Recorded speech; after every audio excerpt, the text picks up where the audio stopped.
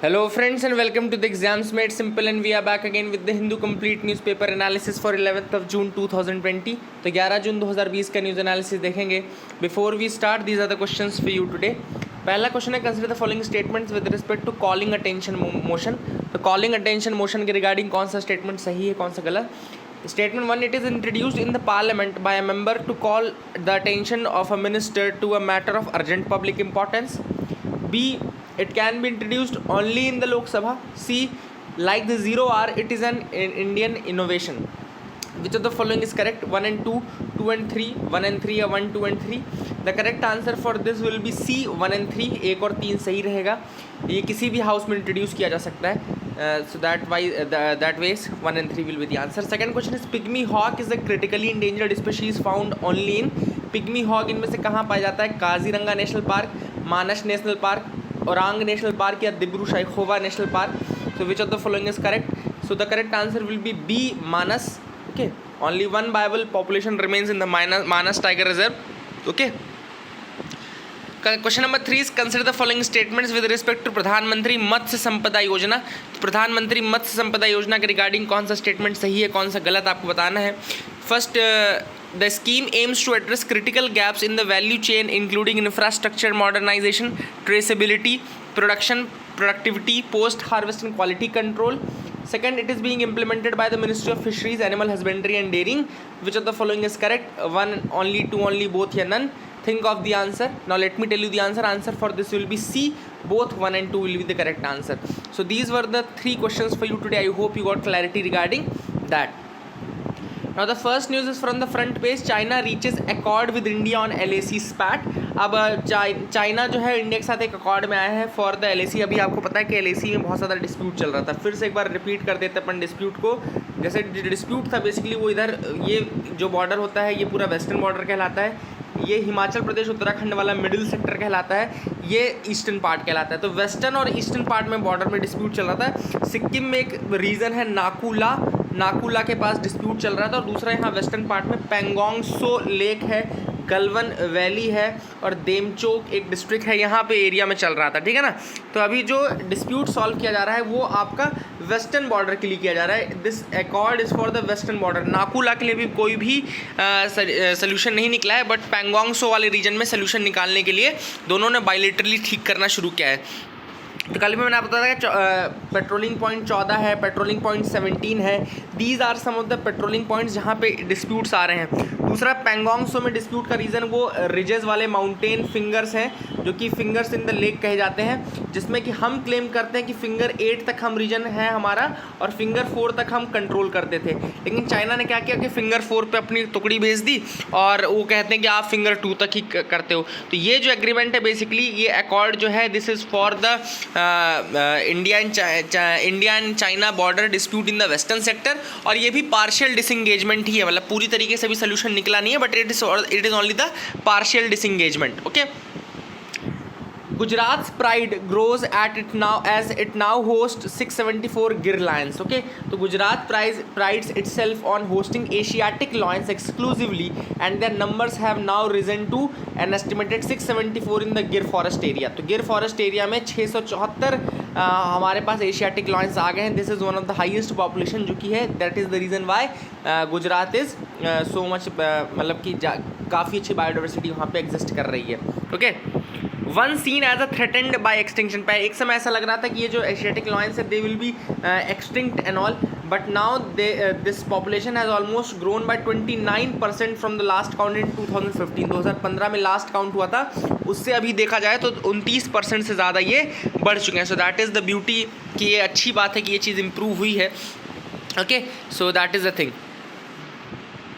तो अब ऐसा क्या हुआ कि अचानक से जो उनका नंबर है वो 29% इंक्रीज़ हो गया और जो जियोग्राफिकल डिस्ट्रीब्यूशन है उनका वो 36% इंक्रीज़ हो गया. तो इसका जो रीज़न दिया जा रहा है that is because of the community participation. First is community participation, second is emphasis on technology, third is wild life health care, fourth is proper habitat management, fifth is steps to minimise human animal conflict.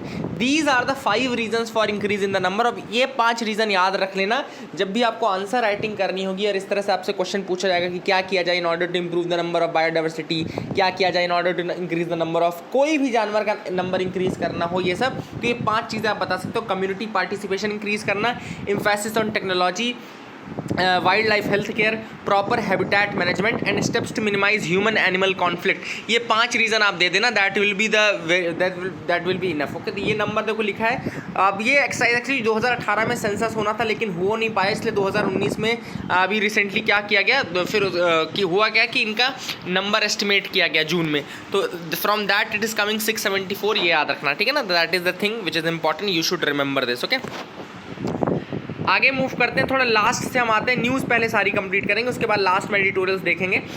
Ranking doesn't reflect the level playing field. अब ये जो basically बोला जा रहा है VS Chauhan द्वारा, ये कहा जा रहा है रिगार्डिंग द क्यूएस रैंकिंग, जो क्यूएस एजुकेशन रैंकिंग आई है वो आई है, और उसमें इंडिया के इंस्टीट्यूट्स हैं थोड़ा अच्छे से परफॉर्म नहीं कर पाए हैं ऑन सम पैरामीटर्स। मैंने कल भी पैरामीटर बताया, जैसे कि इंटरनेशनल स्टूडेंट और फैकल्टी रेशियो, इनमें हम पुअर रह गए, स्टूडेंट फैकल्टी रेशियो में हम पुअर रह गए, ठीक है ना। तो यहाँ पे इनका ये कहना है कि ranking doesn't reflect the level playing field. Okay, and अब अगर देखो यहाँ पे इनका ये कहना है कि इंडिया में अगर आप देखो तो जो एजुकेशन की कॉस्ट है, ये सारी चीज़ों को भी मद्देनजर रखना चाहिए। Okay, and student graduating from the universities find admission to the top universities of the world. तो ये इंपॉर्टेंट चीज़ ये भी है कि हमारे यहाँ के जो बच्चे हैं वो टॉप की वर्ल्ड की किसी भी टॉप यूनिवर्सिटी में एडमिशन ले सकते हैं, ये चीज़ भी यहाँ पे कही जा रही है। ओके, यानी लेवल प्लेइंग फील्ड क्यों नहीं है, क्योंकि इंडिया में अगर आप देखो तो कॉस्ट ऑफ एजुकेशन को भी दिमाग में रखना चाहिए। वहाँ देखो फॉरेन में आप कॉस्ट ऑफ एजुकेशन को दिमाग में नहीं रखते, लेकिन इंडिया में अगर आप देखोगे तो यहाँ पे बहुत ज़्यादा आपको दिमाग में रखना पड़ेगा। Look at the amount spent in an IIT on a single under graduate versus the amount spent on a student in the university in top 50, ठीक है ना। तो ये हम कॉस्ट ऑफ एजुकेशन को ध्यान में नहीं रखते, तो लेवल प्लेइंग फील्ड नहीं है इनका, ये कहा जा रहा है बेसिकली कि लेवल प्लेइंग फील्ड नहीं है, जो रैंकिंग है वो एग्जैक्ट चीज़ नहीं बताती है। अब यहाँ पे ऑथर ने यहाँ पे नेशनल इंस्टीट्यूशनल रैंकिंग फ्रेमवर्क के बारे में बताया है। तो ये लॉन्च किया गया था by the minister of human resource and development, HRD ने 29 सितंबर 2015 में रिलीज़ किया था। पहला जब एडिशन आया तो 2016 में आया। तो इसमें बेसिकली 5 पैरामीटर कवर किया जाता है। एक है टीचिंग लर्निंग एंड रिसोर्सेज, दूसरा है रिसर्च एंड प्रोफेशनल प्रैक्टिसेस, तीसरा है ग्रेजुएशन आउटकम्स, चौथा है आउटरीच एंड इंक्लूसिविटी, एंड 5वां है परसेप्शन। तो दीज आर द 5 पैरामीटर्स जिनमें कि NIRF निकाला जाता है, ठीक है ना। तो ये याद रखिएगा। एक और रैंकिंग होती है ARIIA, जिसको बोलते हैं Atal ranking of institutions on innovation achievements. Okay, तो it is also an initiative, MHRD का ही इनिशिएटिव है, and it is systematically ranking all the major educational institutions and universities in India on indicators related to innovation and entrepreneur development. तो institutions को ये innovation और entrepreneurship development के basis पे ही मतलब कि रैंकिंग करता है, ठीक है ना। तो ये 2 याद रखिएगा कि इंडियन इनोवेशंस हैं regarding this educational institutions. Arvind to offer anti viral fabrics. Okay, अब क्या है न्यूज़ बेसिकली, तो Arvind limited is a textile to retail conglomerate, है। It has entered into technical collaboration with Swiss textile innovator HEIQ materials. Okay, तो यहाँ याद रखिएगा कि जो अपना अरविंद टेक्सटाइल्स लिमिटेड है वो Swiss textile innovator HEIQ materials के साथ and Taiwanese specialty major Jintex corporation के साथ, HEIQ मटेरियल्स AG याद रखिएगा, and Taiwanese specialty major Jintex corporation के साथ मिलकर के anti viral viro block textile technology बना रहा है, ठीक है ना। Anti viral viro block textile technology बना रहा है, जो कपड़े होंगे वो भी आपके एंटी वायरल कपड़े होंगे एक तरीके से। तो इंट्रोड्यूस वायरो ब्लॉक टेक्सटाइल टेक्नोलॉजी, याद रखिएगा वायरो ब्लॉक, वायरस को ब्लॉक करने वाली टेक्सटाइल टेक्नोलॉजी। वायरो ब्लॉक मतलब कि वायरस को ब्लॉक करने वाली टेक्सटाइल टेक्नोलॉजी। अरविंद लिमिटेड याद रखिएगा, टेक्सटाइल टू रिटेल कॉन्ग्लोमरेट। अगर आपसे कोई पूछे कि वायरो ब्लॉक टेक्नोलॉजी भी रिसेंटली किस फील्ड से रिलेटेड है, तो ये टेक्सटाइल फील्ड से रिलेटेड है। वायरो ब्लॉक टेक्सटाइल फील्ड से रिलेटेड है, ठीक है ना। तो स्विस टेक्सटाइल इनोवेटर है HEIQ materials AG and Taiwanese specialty major Jintex corporation के साथ मिलकर के वो वायरो ब्लॉक टेक्नोलॉजी का यूज़ किया जा रहा है, ठीक है ना। HEIQ के बारे में देखो तो HEIQ viro block is one of the most advanced global anti viral product created by HEIQ। तो एक एंटी वायरल प्रोडक्ट है वायरो ब्लॉक जो कि क्रिएट किया गया है HEIQ, जो कि स्विस मेजर है, आपका याद रखिएगा, it's a Swiss measure and that is very very important. And they enhance the anti viral log reduction and reduces viral infection by 99.99%. It is one of the first textile technology in the world to claim such efficacy on SARS-CoV-2. ये world की one of the first है जो कि SARS के ऊपर इतनी ज़्यादा ये मतलब SARS-CoV-2 के ऊपर इतनी ज़्यादा इफेक्टिविटी रखती है। Infosys Mrs carbon neutral target for 2020। अब कार्बन न्यूट्रल का मतलब क्या है कि जितना कार्बन एमिशन होगा उतना ही कार्बन एब्जॉर्प्शन होना चाहिए, तो नेट कार्बन एमिशन जो होंगे वो जीरो होने चाहिए, तो कार्बन न्यूट्रल आप हो जाएंगे। Infosys has made a commitment in the UN at the UN that it would become carbon neutral in 2020। Infosys ने कहा था कि 2020 में कार्बन न्यूट्रल बन जाएगा। However given the pandemic and resulting uncertainties this declaration has been move to fiscal 2021। तो अभी इन्होंने 2021 में कर दिया है। इन्फोसिस को 2019 में UN global climate action award मिला था, United Nations global climate action award दिया गया था 2019 में। तो Infosys got this award UN global climate action award in 2019 under the category of climate neutral now. Okay, तो क्लाइमेट न्यूट्रल नाउ कैटेगरी में इसको अवार्ड दिया गया था यूनाइटेड नेशंस का। ओके, तो that is important thing, global action climate. And it was the only Indian company ever to win the United Nations Climate Award. It was the only Indian company to win a United Nations Climate Award. Okay, and with the addition of 30 megawatt solar photovoltaic in Sira, Karnataka. Sira एक जगह है कर्नाटका में। Infosys took its total installed capacity to 46.2 megawatt solar power. तो solar power में 46.2 megawatt तक ये जा चुके हैं, ठीक है ना। तो that is the thing which is important, but अभी भी कार्बन न्यूट्रल नहीं है, सो ये 2021 में बनेंगे। ओके, तो as NBFCs face redemption pressure, Reserve Bank of India hints at more support to them. Okay, तो रिजर्व बैंक ऑफ इंडिया ने बहुत ज़्यादा सपोर्ट की बात की है। अभी रिसेंटली सपोर्ट दिया भी गया था जब माइक्रो फाइनेंस फैसिलिटीज़ दी गई थी, म्यूचुअल फंड्स के थ्रू उनको दी गई थी। रखा होगा आपने, जब मैंने आपको बताया था कि लॉन्ग टर्म रेपो ऑपरेशंस में स्पेशल लिक्विडिटी फैसिलिटी दी गई है, स्पेशल लिक्विडिटी फैसिलिटी दी गई थी म्यूचुअल फंड्स को। ओके, तो वो NBFC सेक्टर को मदद करने के लिए था। NBFC में मेजर प्रॉब्लम क्या आ रही है? बेसिकली NBFC में मेजर प्रॉब्लम आ रही है लिक्विडिटी क्रंच की, लिक्विडिटी की मेजर प्रॉब्लम आ रही है। क्यों? बिकॉज बैंक्स रिलक्टेंट हैं in expanding the benefits of loan repayment moratorium to them. Okay, तो बैंक्स जो हैं वो उनको जो लोन रिपेमेंट मोराटोरियम है वो उनको प्रोवाइड नहीं कर रहे हैं। ओके, एंड NBFC ने मोराटोरियम अपने बोरोवर्स को तो दे दिया है, जिन्होंने NBFC से पैसा लिया है उनको मोराटोरियम दे दिया, मतलब कि उनको बोल रहे कि 4 महीने तक आप मत देना, लेकिन बैंक जो है वो NBFCs को नहीं दे रहे हैं। इस कारण से NBFC परेशान है। NBFC होता क्या है? Basically it's a company registered under the companies act 1956। Okay, याद रखिए कंपनीज एक्ट 1956 में रजिस्टर्ड होती है। They are engaged in the business of loan advances, acquisition of shares, stocks, bond, debenture, securities issued by the government और local authority and marketable securities of nature like leasing, hire, purchase, insurance business, street business, but does not include any institution। लेकिन ऐसा कोई institution include नहीं करता जिसका principal business हो agriculture activity, industrial activity या purchase and sale of goods. Okay, तो जिसका प्रिंसिपल बिजनेस एग्रीकल्चर एक्टिविटी होगा उनको NBFC आप नहीं बोलोगे, उन्हीं को बोलोगे जो कि loan advances, acquisition, share, stock, bond, debenture ऐसे काम कर रहे हैं, या फिर leasing, hire, purchase, insurance business, street businesses, इन सब में इंक्लूडेड है, ठीक है ना। A non-banking institution is a company and has a principal business of receiving deposit under any scheme or arrangement in one lump sum or installment by the ways of contributions or in any other manner is also a non-banking financial company। इसको रेसिडवरी non-banking financial company बोलते हैं। अगर कोई entity ऐसी है जिसका principal business है deposit receive करने का अंडर एनी स्कीम और अरेंजमेंट, किसी स्कीम या अरेंजमेंट के तहत, ठीक है ना, या तो वो लमसम अमाउंट ले रहा होगा या इंस्टॉलमेंट्स में ले रहा होगा, ओके, और कंट्रीब्यूशंस के मार्फत ले रहा होगा, तो इस कंपनी को भी आप NBFC बोलेंगे, लेकिन इसको रेसिडवरी नॉन बैंकिंग फाइनेंशियल कंपनी बोला जाएगा।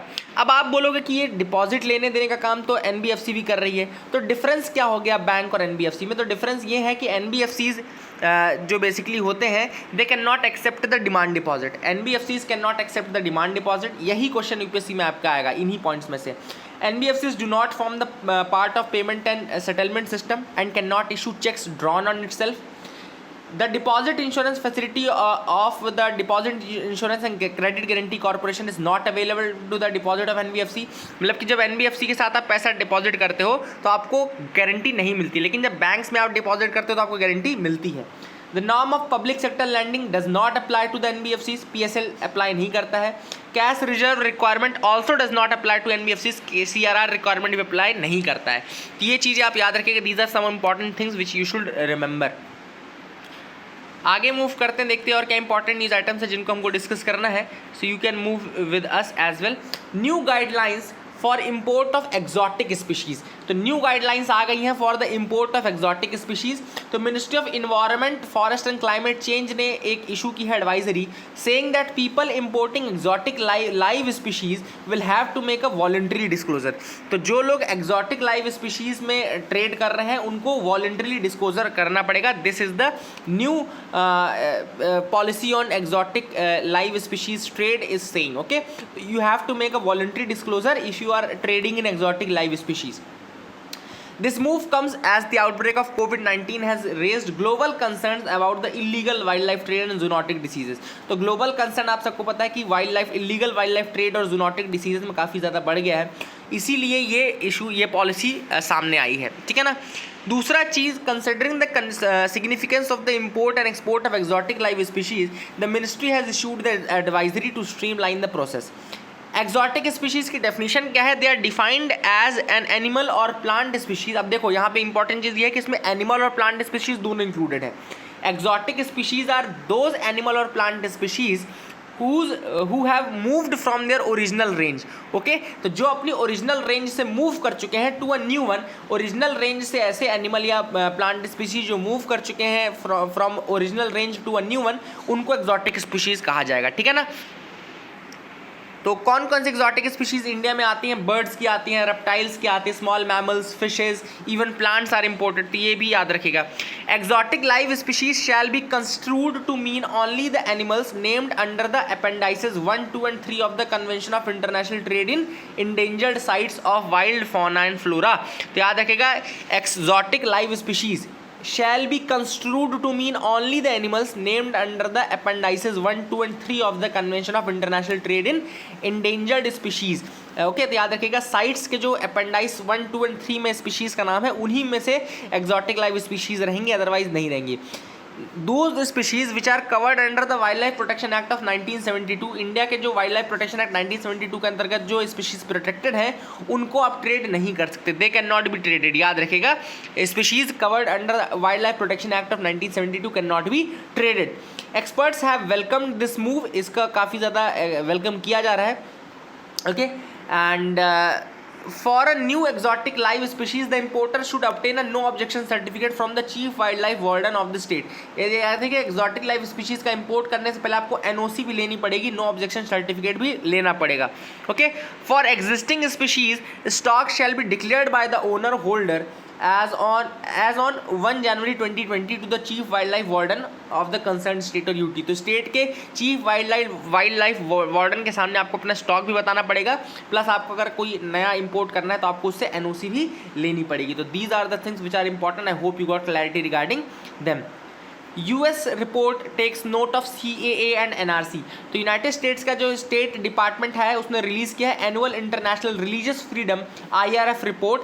एंड इसमें उन्होंने इंडिया में NRC और CAA के बारे में कहा है. ओके, इन्होंने इंडिया के में ऐसा बोला कि जो कश्मीर में हो रहा है, जम्मू एंड कश्मीर में जिस तरीके से चेंज किया गया, ओके, उसके बाद जो सिटीजनशिप अमेंडमेंट एक्ट है, नेशनल रजिस्टर ऑफ सिटीजन्स है, तो इन सब चीज़ों को उन्होंने डिस्कस किया अपनी रिपोर्ट में. और उन्होंने मॉब लिंचिंग और एंटी कन्वर्जन लॉज को भी काफ़ी ज़्यादा उन्होंने डिस्कस किया अपनी इस रिपोर्ट में. तो ये एक बात ये भी है इंपॉर्टेंट कि उनको इंटरफेयर इस तरह से करना नहीं चाहिए था अपनी रिपोर्ट में. हमारी बातें क्यों कर रहे हो, है ना.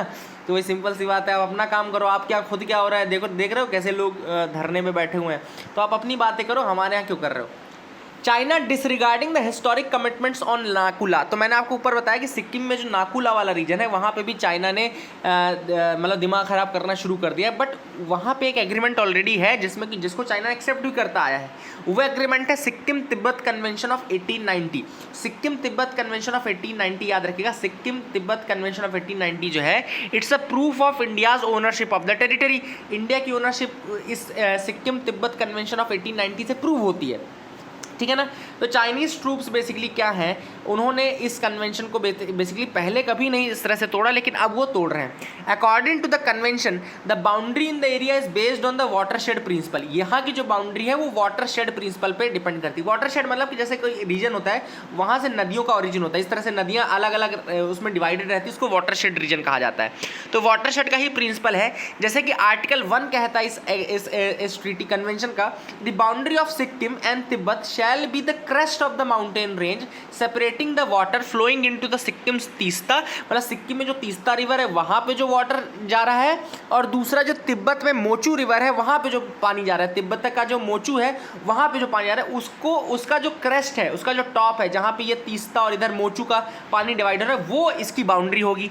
अब ऑथर ने यहाँ पे ये कहा है कि अगर आप देखो, अगर आप गेजेटियर देखो सिक्किम का 1894 का, while describing the physical features of Sikkim, तो वो भी मेंशन करता है इसी को, बाउंड्री को, नाकुला की जो बाउंड्री है चोल्टेन नेमला में, इसी को बाउंड्री डिस्कस करता है। 1894 का जो सिक्किम का चार्टर है, गेजेटियर है, वहाँ पे ये इस तरीके से है। कोई एम्बिग्यूटी नहीं थी अभी तक इस with respect to the location of the pass since geographical realities can not be alter the sources set. तो कोई भी इसमें चेंजेस नहीं, क्योंकि ज्योग्राफिकल रियलिटी तो नहीं बदलने वाली है। तो वही है कि जो सिक्किम और तिब्बत की जो ट्रीटी है 1890 की, उसको आप बेसिकली एक तरीके से क्या कर रहे हो, उसको आप वायलेट कर रहे हो by violating the Nakula peace. आप नाकुला में इस तरह से कर करके उसको वायलेट कर रहे हो। अ कन्वर्जेंस ऑफ क्राइसिस। अब ऑथर ने यहाँ पे बेसिकली बोला है दो चीज़ों को बैलेंस करने का। इस आर्टिकल में, इस एडिटोरियल में जो बात चल रही है वो दो चीज़ों को बैलेंस करने का है। पहली चीज़ तो जो है एम्प्लॉयमेंट जो कम हो रहा है, जो आपका इकोनॉमी में जो लॉस हो रहा है। दूसरा चीज़ जो आपका क्लाइमेट चेंज है, इन दोनों को बैलेंस करने की ज़रूरत है, ये ऐसा ऑथर ने कहा। तो यही ट्विन प्रॉब्लम्स यही है जो यहाँ dealing with the twin challenge. देखो बाकी चीज़ें इंपॉर्टेंट नहीं थी, dealing with the twin challenges थोड़ा इंपॉर्टेंट पॉइंट था इसका एडिटोरियल का। तो यहाँ पे दो चीज़ों के ऊपर बैलेंस बनाने की बात की जा रही है। पहला है आपका एम्प्लॉयमेंट का, और आपका जो एक तरीके से कहना चाहिए कि जो आपकी इकोनॉमी को पुश करने वाले इनिशिएटिव्स है। दूसरा आपका क्लाइमेट चेंज का। तो यहाँ पे ऑथर ने कहा है ideas such as pushing to manufacture solar equipment और electric vehicles in India should at some point coalesce into something that looks like a climate plan. तो हमको कुछ इस तरीके से करना है कि सब क्लाइमेट प्लान की तरह बन जाए, और इसमें जो रोल रहेगा वो यूनिवर्सिटीज़ का, एनजीओज़ का, थिंक टैंक्स का और इंडिविजुअल्स का काफ़ी ज़्यादा बढ़ जाएगा, because we have to maintain a balance between the two. हमको केयरफुल बैलेंस बनाना चाहिए। जो प्रॉब्लम है मेजर इंडिया में वो है फंड्स की। There are limited funds available in India. हमारे पास फंड्स इतने ज़्यादा नहीं कि हम इंफ्रास्ट्रक्चर को इतना ज़्यादा वर्ल्ड क्लास इंफ्रास्ट्रक्चर डेवलप कर सके जैसा कि दूसरी कंट्रीज़ में डेवलप होता है। तो that is the major problem here. The fault in our draft, ये दूसरा एडिटोरियल है। यहाँ पे अब हुआ ये है कि अभी recently insolvency and bankruptcy code 2016 में जो आया था। अब इंसॉल्वेंसी बैंक्रप्सी कोड क्यों आया था? ताकि जो भी कंपनीज डिफ़ॉल्ट कर रही हैं या जो भी इंडिविजुअल्स डिफ़ॉल्ट कर रहे हैं उनको आप इंसॉल्वेंसी घोषित कर दो, बैंक्रप्ट घोषित कर दो, और इनका जो एसेट्स है उनको ले करके आप जो क्रेडिटर्स जिनसे पैसा लिया गया है उनको आप चुकता कर दो, है ना। इसलिए लिया गया था। बट अभी हुआ क्या है कि कोविड-19 को देखते हुए 1 साल के लिए, मतलब पहले तो जो रूल है वो ये आया है अभी कि 6 महीने के लिए तो बिल्कुल भी कोई भी इंसॉल्वेंसी प्रोसीडिंग शुरू नहीं हो सकती है, और वो एक्सटेंड हो सकती है 1 साल तक के लिए। याद रखिएगा 6 महीने तक कोई भी इंसॉल्वेंसी प्रोसीडिंग नहीं हो सकती है। मतलब कि मार्च 24 के बाद, 25 ऑफ मार्च से। और दूसरी चीज़ कि 30 अप्रैल से 30 अप्रैल अगले मार्च तक, याद रखिएगा, ठीक है ना। तो ये इसके बीच में कोई भी इंसॉल्वेंसी प्रोसीडिंग इनिशिएट नहीं की जा सकती है, ठीक है ना। उसके जो प्रोविजंस हैं इंसॉल्वेंसी एंड बैंक्रप्सी कोड के, उनको सस्पेंड किया जाता है, ठीक है ना। इसके रिगार्डिंग जून 5 में गवर्नमेंट ने एक ऑर्डिनेंस प्रमोलगेट किया और एक इंसर्ट किया सेक्शन 10A इंसर्ट किया, और सेक्शन 7, सेक्शन 9, सेक्शन 10 को सस्पेंड कर दिया, ठीक है ना, for the period of 1 year. 6 month के लिए पीरियड है, लेकिन एक्सटेंड हो जाएगा वो 1 साल तक के लिए, ठीक है ना। The government said in the ordinance the ordinance was promulgated because the lockdown has caused business disruptions. तो बिजनेस डिसरप्शंस कॉज हुए हैं, इस कारण से ये ऑर्डिनेंस लॉन्च किया गया है। अब ऑथर ने यहाँ पे कुछ इसमें प्रॉब्लम्स बताई हैं। Clear provision but unclear proviso. देखो प्रोविजो क्या होता है, किसी एक्ट की कंडीशन होती है, किसी एक्ट की कंडीशन होती है।